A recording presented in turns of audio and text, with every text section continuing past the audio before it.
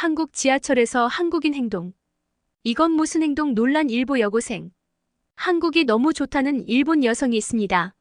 한국어 대회가 있는데 한국 비행기 티켓이 걸린 대회랍니다. 간절히 한국을 오고 싶어서 응모를 하게 되었는데요. 갑자기 문제가 생겼다고 합니다.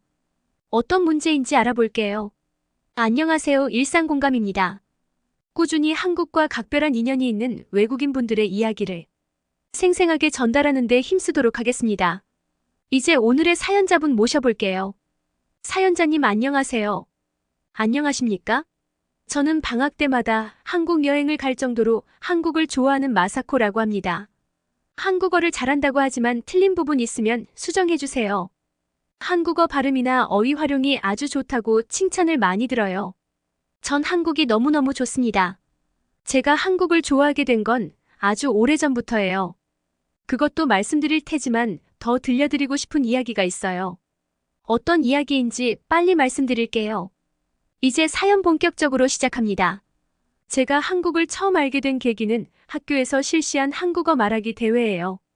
제가 워낙 무력이 심한 사람이라서 상품이 걸린 대회나 응모는 꼭 하는 사람이거든요.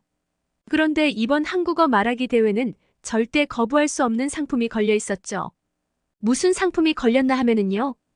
바로 한국행 비행기 티켓 2장 예매권이었죠. 시장에서 쓸 수 있는 1만 원짜리 상품권은 눈에도 안 들어왔습니다. 그래서 저는 제 친구들과 함께 미친 듯이 한국어 공부를 하기 시작했지요. 하지만 커다란 문제가 생겼습니다. 한국어에는 받침이 있는 단어들이 있잖아요. 목관이나 경찰 같은 그런 단어들 말이죠. 저는 그런 단어들이 한국어 발음에서 가장 어렵고 까다롭더라고요. 일본어는 한 번에 여러 발음을 해야 하는 단어가 없고 단순한 발음이 대부분이니까 말입니다. 많은 일본 분들이 다른 발음은 몰라도 그런 발음은 많이 힘겨워하시더라고요. 그래서 그때 확 떠오른 게 있었어요. 다른 친구들이 모두 못하는 것을 제가 완벽하게 해내는 모습을 보여준다면 내가 1등이겠구나. 그리하여 저는 혼자 한국 드라마 대사를 따라 말하며 한국 사람은 어떤 말투로 이야기하는지 분석했죠. 제가 약간 그런 분석에 능한 사람인지라 금방 한국어의 어려운 발음을 빨리 마스터했습니다. 저는 당연히 1등을 할 수 있을 거라 생각했지만 아쉽게도 저는 1등을 놓치고 말았습니다. 다행히 제 단짝 친구가 1등을 차지했습니다. 저도 한국 여행을 갈 수 있게 되었죠. 아무리 드라마를 따라 배워도 직접 한국인에게 배우는 것보다는 효과가 안 나오죠.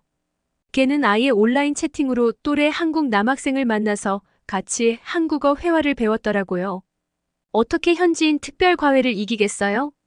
아무튼 친구와 함께 1등, 2등을 차지하여 뿌듯했습니다. 정말 뜻깊은 경험이었어요. 동시에 한국 드라마를 보면서 하고 싶은 것도 많아졌죠. 제가 당시 본 드라마가 김비서가 왜 그럴까였는데 거기에 나온 촬영지에 가보고 싶어졌어요. 친구는 그 한국 남학생을 만나보고 싶다고 했습니다. 그렇게 저는 단짝 친구와 함께 첫 한국 여행을 떠나게 되었죠. 인천공항에 도착하니 제 단짝과 친해진 한국 남학생이 기다리고 있더라고요. 키도 훤칠하고 코도 오똑한 게 완전 제 스타일이었습니다. 저렇게 잘생긴 한국 친구가 제 단짝 친구랑 먼저 친해져 버려서 질투나더라고요. 아무래도 저도 여자다 보니까 제 주변 일본 남자들보다 키도 크고 인물도 좋으니 당연히 눈길이 갔죠. 하여간 그 한국 친구의 가이드를 받으며 김비서가 왜 그럴까의 촬영지를 쭉 둘러보는 투어를 즐겼어요. 국립현대미술관도 가보고 동아디지털 미디어센터도 둘러봤습니다. 뿐만 아니라 서울에 있는 고층 빌딩은 전부 가본 것 같아요. 맛집이나 예쁜 카페들이 일본에 비해 너무 많아서 서울에 오래 있다간 제 평생 모아온 용돈이 다 털릴 느낌이었죠. 서울은 두루두루 놀기 좋게 계획된 도시인 것 같았습니다. 지하철 같은 대중교통도 잘 되어 있잖아요. 평일 출근 시간을 피했는데도 사람들이 정말 많았습니다. 서울은 1천만 명이 넘게 사는 대도시이니까 말이죠. 어쨌든 저희들은 서울은 충분히 즐겼다고 생각하고 서울 주변 도시들을 놀러가 보기로 했습니다. 인천과 수원 그리고 통일전망대가 있는 파주에 가보기로 했어요.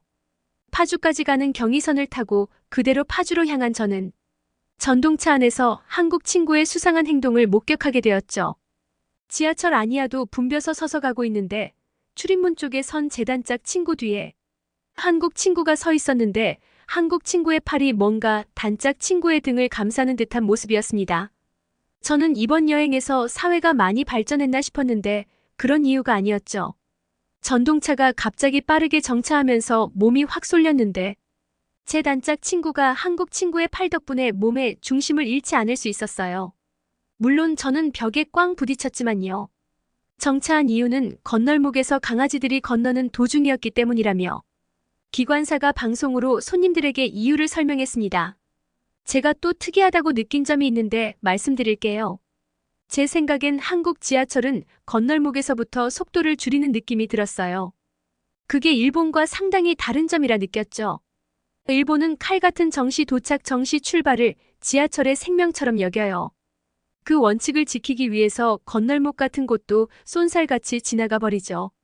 전 그런 원칙이 사람의 생명보다 중요하다고 생각하지 않습니다. 오히려 조금 늦더라도 사람의 생명을 중요시해야 한다고 생각해요.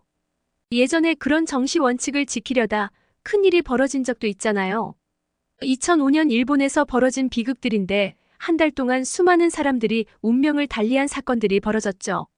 모두 기관사들의 과로 그리고 무조건 빠르게 가야 한다는 무책임한 강박관념 때문에 벌어진 일들이었습니다. 제가 더 화가 나는 건 그 이후로도 일본의 철도 회사들은 그런 원칙을 전혀 양보하고 있지 않아요. 그런 잘못된 원칙을 유지한다면 철도를 이용해야만 하는 사람들에게 불안감을 주지 않을까요? 그러니까 제가 화가 날 수밖에 없죠. 그런데 한국은 일본보다 훨씬 좋은 모습을 보여주니까 참 멋있었습니다.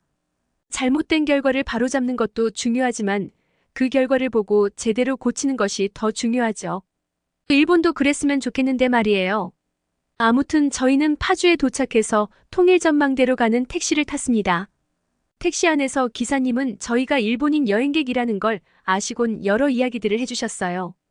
통일전망대에 가는 외국인 관광객들 중 일본 사람들은 거의 안 온대요. 왜냐고 물어봤더니 일본 사람들은 한국의 역사에 대해 몰라도 너무 모른다는 겁니다. 정말 맞는 말이었죠.